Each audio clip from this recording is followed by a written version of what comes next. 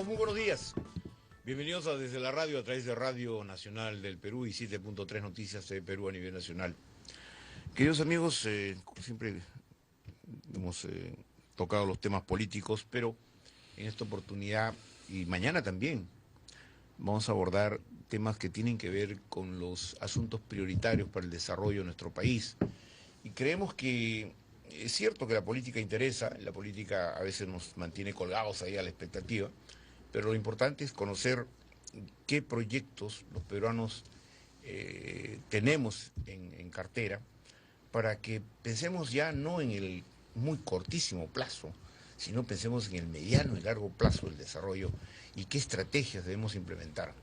Por eso que mañana, por ejemplo, vamos a hablar sobre infraestructura en términos generales con el presidente de AFIN, pero hoy también vamos a conversar sobre este mismo tema con un experto en asuntos, un magíster en técnicas aeronáuticas y especiales, pero a la vez es un experto en sectores estratégicos, que lo voy a presentar inmediatamente después que presentemos a nuestro siempre directo amigo y colaborador de este programa, Luis Sotomayor. Lucho, ¿cómo estás?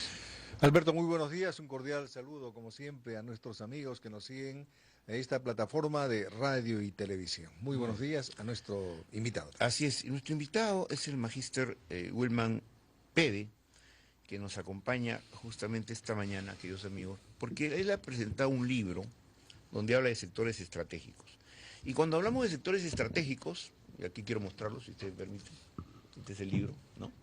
Cuando hablamos de sectores estratégicos, estamos hablando de sectores importantes, ¿no? Que es, por ejemplo, minería, energía, una serie de desarrollos viales, fundamentalmente en infraestructura vial, pero también, como conversábamos, Lucho, sobre la famosa propuesta que ha hecho la República Popular China, ¿no? Así es. Para este famoso tren, esta vía férrea, que uniría Pacífico con Atlántico, ¿no? El interoceánico, ¿no? Con más de 1000 y pico de kilómetros seguramente, el interoceánico. Entonces, nuestro invitado, el magíster Pebe, nos va justamente a orientar sobre cuál es el sector estratégico prioritario, no a corto plazo, ya dejémonos de los cortos plazos, no dejemos de pensar en el día a día, sino pensemos en el mediano y largo plazo para así garantizar la proyección de nuestro país a las futuras generaciones.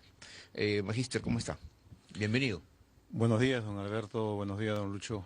Muchas gracias por la invitación y a sus órdenes. Ya, antes quería situarme de acuerdo a su currículum, de que usted ha sido oficial de la Fuerza Aérea, ¿no? Oficial superior, ¿no? Así es. Coronel. Hasta el grado de coronel hasta el año 1999. Ha tenido varios diplomados sobre temas de aeronáutica y investigación espacial. Así es, en la República de Francia. Ajá, muy bien.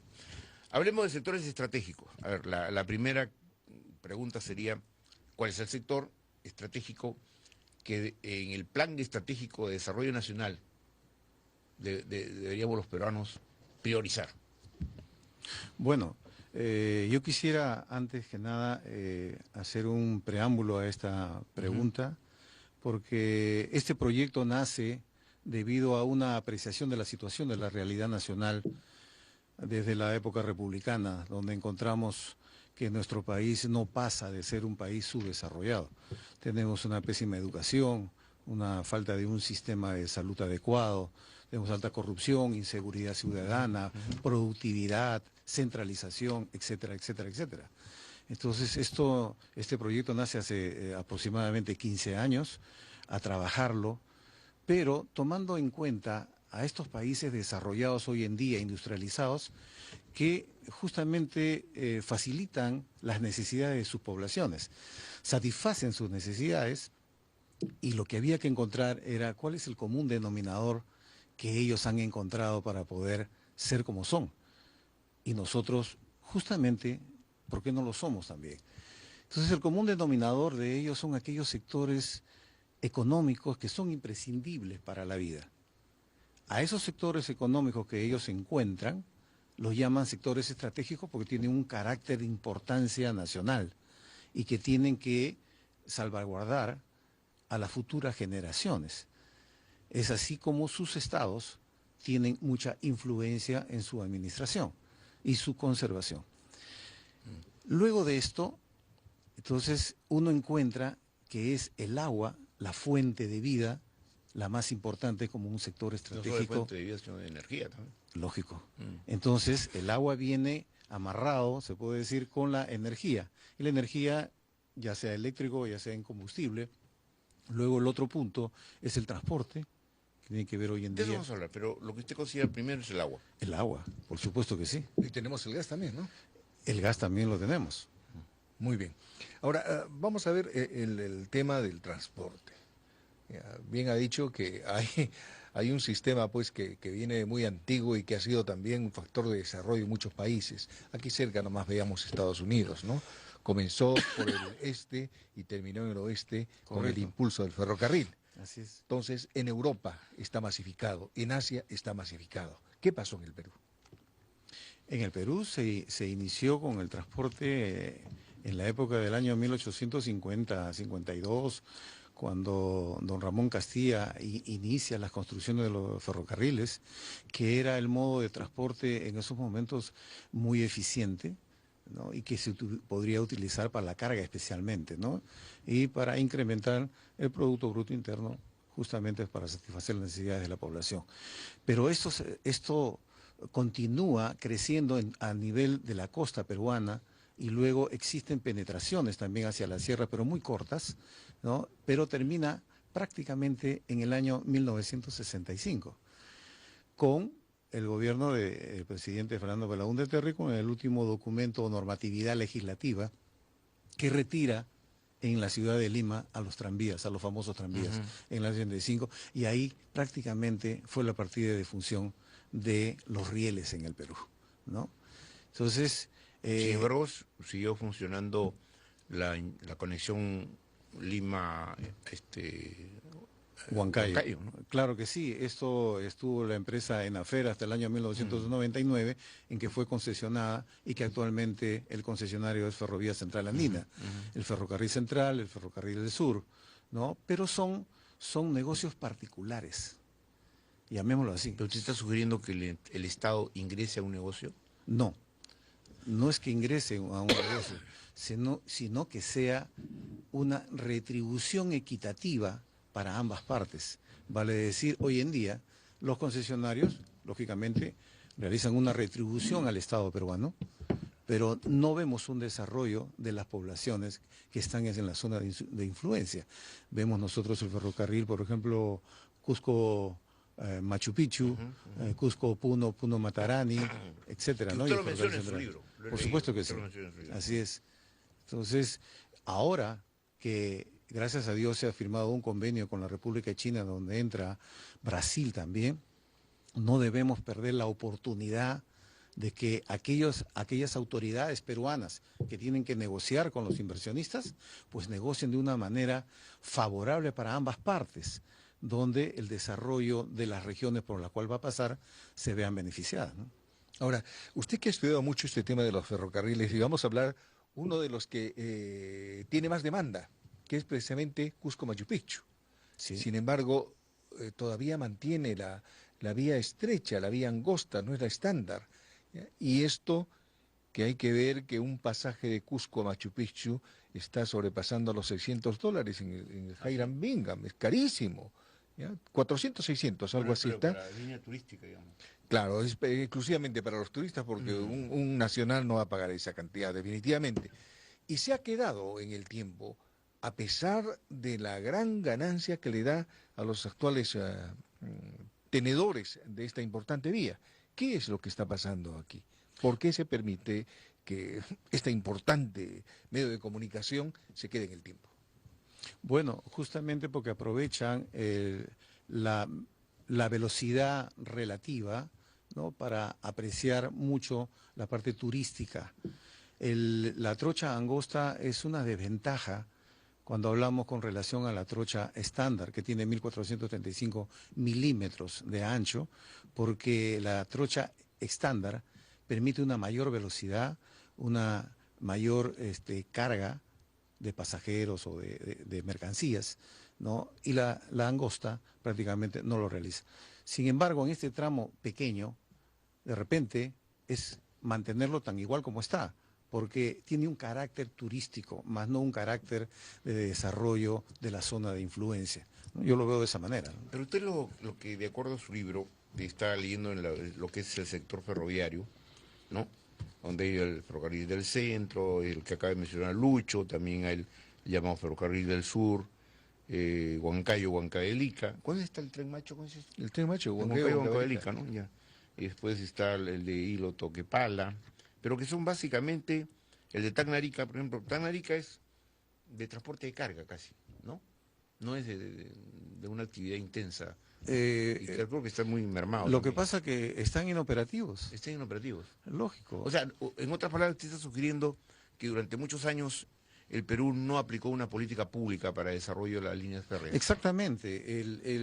Los gobiernos que han pasado no se han preocupado por la integración del país. La integración Siempre del se ha país, pensado en la carretera, digamos. por supuesto, y la carretera es inversamente proporcional al desarrollo. Veámoslo de esa forma y también inversamente proporcional al cuidado del medio ambiente.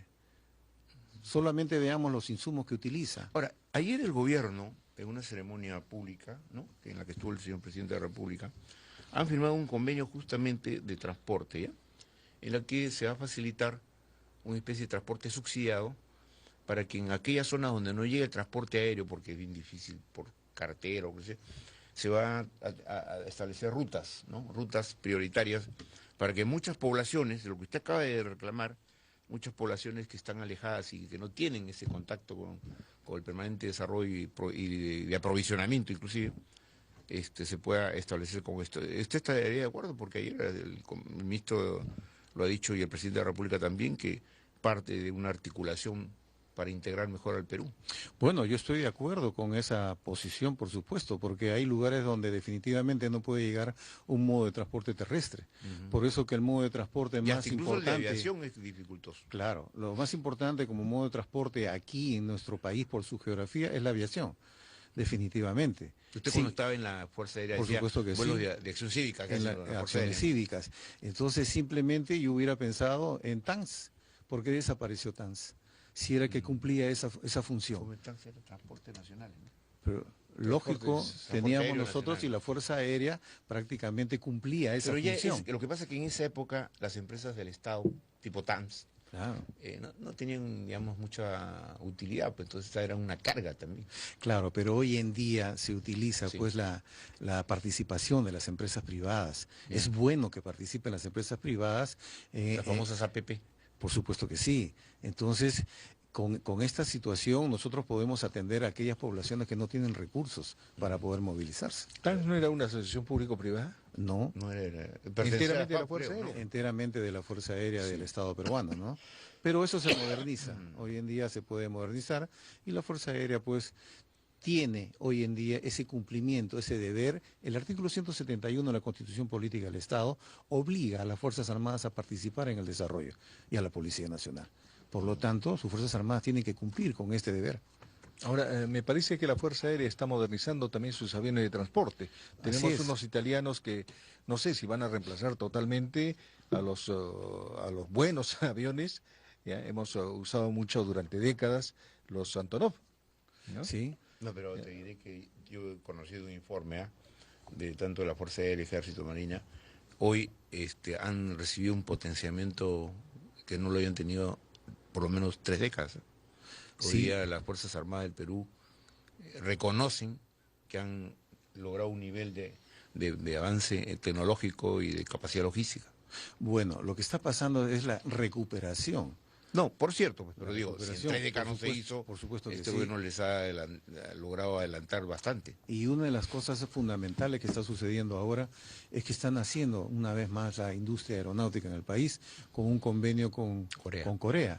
Entonces, en el servicio de mantenimiento de la Fuerza Aérea se está iniciando, hay un know-how de la tecnología, que es lo que justamente este proyecto busca. Con este convenio que se hace con China, no debemos perder la oportunidad de iniciar la industria ferroviaria en nuestro país. Aquellos inversionistas que van a entrar a tallar en este negocio, pues tienen que tener, por ejemplo, fábricas de durmientes, fábricas de balasto, fábricas de catenarias, fábricas de X cosas O más. sea, en lugar que de permitan- seguir exportando la materia prima, Tenemos que hacer la reconversión productiva, o sea, crear fábricas para hacer rieles, por ejemplo. Tenemos que solicitar un paquete completo a aquellos inversionistas que quieren utilizar nuestro territorio para negocios privados, porque el negocio aquí, en este trazo desde Pucallpa, de Cruzeiro del Sur hasta Paita, Bayobra, es justamente para sacar la soya de Brasil y llevarlo a Asia y retirar el fosfato de Bayobra hacia Brasil para su agricultura. Entre otros, por cierto. Entre otros, por cierto. Porque eso ya promueve el comercio entre Asia, América, en fin, y también Europa, ¿no? Miren, queridos amigos, si ustedes están escuchando al magíster Pebe, lo que nos está dando en detalle, y es por eso que queremos en estos días abordar, Lucho, ¿no?, estos temas de infraestructura, desarrollo, porque a veces nos concentramos tanto en los líos políticos que perdemos la perspectiva. Y el Perú no solo es política en materia de, digamos, de debate, discusión y qué sé yo, de investigaciones permanentes. El Perú tiene que poner como tema prioritario su desarrollo. ¿Hacia dónde estamos apuntando? ¿Qué estamos pensando para los 20 o 25 años futuros? ¿Qué nos esperan estos jóvenes que están a la expectativa, que están en su formación académica ahora? Es decir, ¿qué país queremos para dentro de las próximas 2 décadas? Para saber exactamente en qué terreno estamos, sobre qué territorio y qué geopolítica vamos a establecer, porque todo esto tiene que ver, obviamente, con el marco geopolítico de nuestro país y que toca fronteras y que toca relaciones bilaterales y multilaterales. Por eso lo importante de esta entrevista era justamente ir desarrollando estos temas, que como Lucho lo puso el tema del ferroviario, se ha tomado el tema del agua como elemento estratégico, pero yo quería preguntarle a usted también. Últimamente se ha mencionado que hemos perdido unos niveles de competitividad, ¿no?, a nivel internacional, de acuerdo a los cuadros de competencia. ¿A qué se debe? La competitividad se debe justamente a que existe un factor fundamental para que exista competitividad, es la productividad. Si no produce el país, no somos competitivos. O sea, en cantidad y en calidad. En cantidad y en calidad, y básicamente también en lo que el Estado puede aportar para los exportadores, importadores, etcétera, sean favorables y sean competitivos. En el caso de este proyecto, cuando hablamos de ferrocarriles, es un modo de transporte más eficiente del mundo. Es más barato, además. Tiene 5 características fundamentales. Uno es la capacidad, que puede llevar 150 camiones de 40 toneladas sin ningún problema, 6.000 toneladas en un solo tren. Su velocidad, que no debe bajar de 150 kilómetros por hora, por eso que los trazos que se deben hacer deben tener mínimo esas velocidades y deben ser alimentados por energía eléctrica, porque no es contaminante. Se va a cruzar la selva, no se puede utilizar pues motores diésel.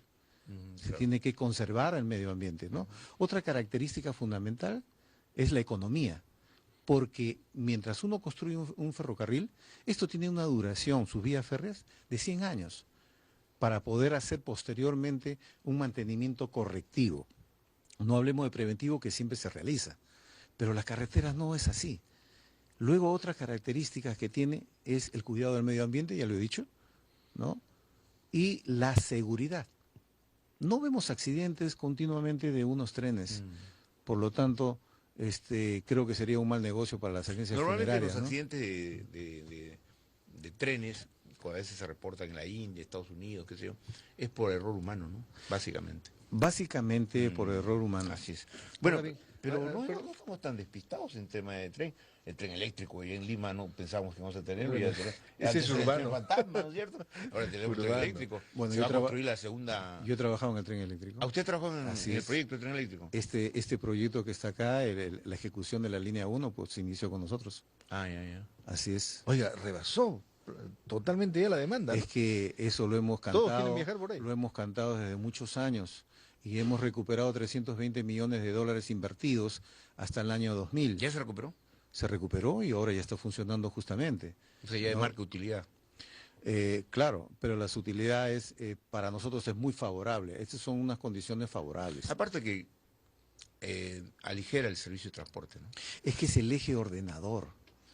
Nosotros tenemos que pensar que un sistema de transporte debe tener un eje ordenador y que deben haber complementarios. El eje ordenador es el tren en cualquier lugar del mundo, a nivel nacional o a nivel de ciudad. Pero aquí este proyecto lo que trata es que estos sectores estratégicos tienen que ser distribuidos a nivel nacional, como columnas vertebrales para poder iniciar el desarrollo. Nosotros tenemos que ver que para que se desarrolle el ser humano, no estamos hablando de un desarrollo material. Debemos pensar, creo, que la grandeza de un pueblo no está en el desarrollo material, sino en el desarrollo del conocimiento, que tiene que ver con la educación, en el desarrollo nutricional, que tiene que ver con la salud, en el desarrollo corporal, que tiene que ver con la educación física, y en el desarrollo espiritual, que tiene que ver con los valores. Ese es el desarrollo que tenemos que pensar. Antes de la pregunta de Lucho, ¿usted estuvo un tiempo escondido? ¿Cómo? ¿Por qué? Yo no lo hemos escuchado. Usted si tenía todos estos temas. ¿Por qué no? ¿Usted de cuándo dejó de ser miembro de la Fuerza Aérea? Es 15 años justamente. ¿Sí? ¿Qué pasó? 15 años. El año 2000. ¿Esto cuándo lo he escrito? Yo he empezado a trabajar este tema justamente cuando empiezo a trabajar en el Ferrocarril Central. Ah, ya. Gracias al presidente actual, que es el doctor Juan de Dios Olaechea, que me dio la oportunidad de entrar en este rubro. ¿Cómo entra el túnel? Oiga, cuéntenos. El túnel trasandino. Así es. Bueno, esto se tiene que hacer sí o sí. Exactamente. Estamos viendo la carretera central como está. Colapsó. Sí o sí tiene que hacerse, pero yo le diría a mi amigo Juan de Dios Olaechea que tiene que ser electrificado. Porque los túneles, cuando tienen una determinada cantidad de longitud, pues no emite gases tóxicos. Cuando emiten gases tóxicos, tienen que haber extractores. Entonces, por eso claro. que los trenes... ¿De qué distancia estamos hablando? Estamos hablando de aproximadamente 23, 24 kilómetros. Que ¿De un debería túnel tener, de 23 kilómetros? que tendría el Esa actual. sería una obra titánica, Uno ¿no? está rapidísimo en Huancayo. Pero por supuesto que sí. Mire, en China hay 90.000 kilómetros de vía férrea doble, electrificada del 50%. Y ellos piensan de esa forma. Estados Unidos empezó con el transcontinental, que une el Pacífico. Pero es diésel mayormente, ¿no? Diésel mayormente, Claro. Sí, más no en el otro lado. Claro, claro. Pero aquí la clave está en dos criterios fundamentales del proyecto. Uno es que estos sectores estratégicos se diseñan en una sola troncal. Vale decir, la vía férrea el tren recorre la vía férrea, pero alimentado con energía eléctrica de corriente alterna para llevar a los pueblos, y en un costado va la fibra óptica y en el otro costado el gasoducto. Ajá. Se aprovecha toda esa Se aprovecha todo ese sector. ¿Y generamos qué? El corredor Ahora, económico. generar que tanto esta queremos. energía eléctrica para esta vía con gas, No, con térmico. yo pienso con agua, que es el generador de las hidroeléctricas. Ajá. Tenemos Pero tanta ahora agua en la construir zona una oriental, hidroeléctrica es muy caro, ¿eh? pero nosotros tenemos que pensar en largo plazo, ¿no es cierto? No, está bien, pero digo, en este momento una inversión para una hidroeléctrica tipo el Mantaro, es decir, estamos hablando de Yo diría- 7.000, 8.000 millones de dólares. Yo diría más. Más. Yo diría más Y un no- proyecto del Pongo de Manseriche. El Pongo de Ah, Manseriche entonces, que se encuentra en la frontera de Amazonas con Loreto, justamente en Borja, ¿Y que qué es la afluentes capital. vienen por ahí? ¿De Ahí- qué ríos? Ahí tiene el río Santiago que viene desde el Ecuador con el río Marañón, juntos pueden dar- produce un caudal que cruza Yo he los sobrevolado esa cerros. zona, ¿eh? Bueno, Impresionante. esa es una zona muy, muy importante Sí. que produce un Usted como caudal. aviador lo ha visto seguro muchas veces. Yo he volado esa zona en la parte de Iquitos. Sí, muchísimos. Entonces produciría 7.550 megavatios, Vamos. que son 7 veces más que el Mantaro, que es lo que necesitamos nosotros para el O sea, toda esa futuro. población de toda esa región se beneficiaría. No solo eso, Absolutamente. todo el Perú. Todo el Perú a través de líneas de Habría que pensar transmisión. en grande, ¿no? Es que hay que pensar de Sí, esa sí, manera, sí, no pues, podemos estar podemos pensando en la No inmediatez. sabes así, sí, porque estamos pensando mucho al día a día. Son proyectos de largo plazo, pero que tienen... Pero ya se reditúan, inició, pues, por decir, ¿no? reditúan. Ya se inició. No, ¿Y qué definitivamente. pasaría con toda la migración que ha venido acá a Lima? Vuelven a sus lugares Claro, Pues, claro. definitivamente. a producir sus tierras que lo dejaron y a exportar Bueno, directamente. ese es el sentido común. Hay un efecto. Eso ¿no? es lo se que hay llama que sentido hacer. común, ¿no es cierto? Habría que hacer eso. Claro, a veces lo podemos pensar, podemos ser ilusos incluso, pero a veces los caminos son utópicos, pues, son tan llenos de dificultades. Pero- Una cosa es financiamiento también. Mire, el pensamiento actual es yo invierto donde hay demanda para tener una retribución económica inmediata. Ese no es el pensamiento que hizo Estados Unidos o Rusia en su época. Colocó la oferta para crear la demanda. El Estado tiene esa función de poner la oferta y crear la demanda, y En los el empresarios famoso- privados empiezan a En el trabajar. famoso lejano oeste, Claro. estamos, pasaba un ferrocarril, ¿no? famoso Echando humo, tren a veces vapor. solitario, ¿no? Y de pronto la gente vio, oye, ahí hay una oferta de transporte, ya no la carreta, sino el tren. Entonces la gente empezó a tomar las locomotoras. Se colonizó Y se el colonizó. lado oeste, pues, ¿no? ¿No? ¿Qué sucede como eje ordenador? Se producen los corredores económicos, circuitos productivos. Y la gente va empieza donde a hay trabajar la transporte gente. y donde hay agua. Por La gente se supuesto. asienta donde hay agua cerca, ¿no? Y donde hay una línea o una vía de transporte. Muy bien. Y el otro, bueno, no sé si tengo Tenemos poquito un de minuto tiempo. nada más. Ya, y el otro criterio es el criterio de la utilización del concepto de topología de redes. ¿Cómo lo distribuye a nivel nacional? Con una matriz de 3 ejes longitudinales y 6 ejes transversales. Muy bien. De sur a norte. De sur a norte y todo. Ahora sí no. Pero si desean conocer este libro, Pueden ver. Vamos a invitarlo otra vez porque vamos está a en mi conversar. página web Vamos y a gratis conversar. lo pueden. Vamos a conversar sobre Pero este su tema. página web, si la puede repetir. www.wilmanpebe.com. Perfecto. Creo que acá en su libro también está, ¿no? No está en el libro, pero ahí está el libro en este digitalizado, de está en acá. ese díptico en la Ah, parte en posterior. ya. Muy bien. Muchas gracias al magíster Wilman Pede, que nos ha ilustrado sobre su libro, Sectores Estratégicos. Gracias, queridos amigos, desde la radio, a través de Radio Nacional de Perú y 7.3 Noticias TV Perú a nivel nacional. Muy buenos días.